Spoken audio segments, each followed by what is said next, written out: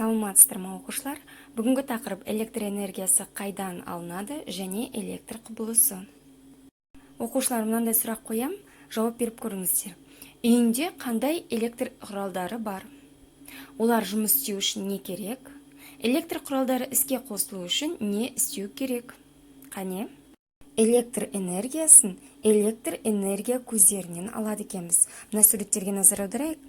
Батареялардағы электр энергиясы химиялық үдеріс нәтижесінде алынады. Су электр станциясы ірі өзендерге салынады. Ол су ағынның энергиясын электр энергиясына айналдырады. Күн батареялары күн сәулесі мол түсетін жерлерге орнатылады. Олар күн энергиясын электр энергиясына айналдырады. Жел генераторы желдің күшінен электр энергиясын өндіреді. Оларды жел соғып тұратын ашық жерлерге орнатады. Сен білесің бе, 150 жылдан бері дүние жүзі бойынша экспо көрмесі ұйымдастырылып келеді. Онда көптеген елдердің техникалық жетістіктері көрсетіледі. Қазіргі кезде адамдар экологиялық қауіпсіз энергия көздерін пайдалануға тырысады. Әсіресе Калифорнияда.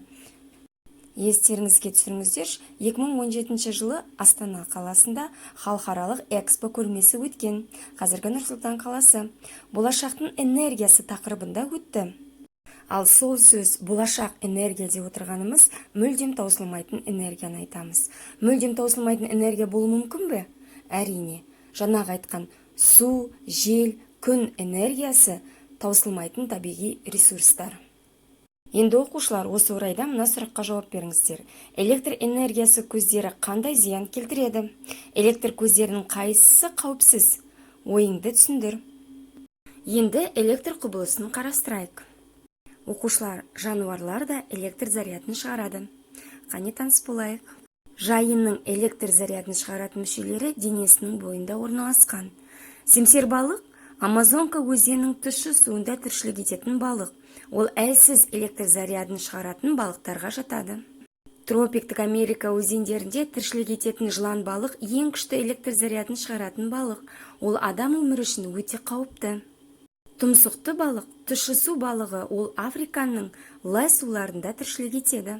Тұтас қанаттар жемтігін өзінің электр разрядтарымен жансыздандырады.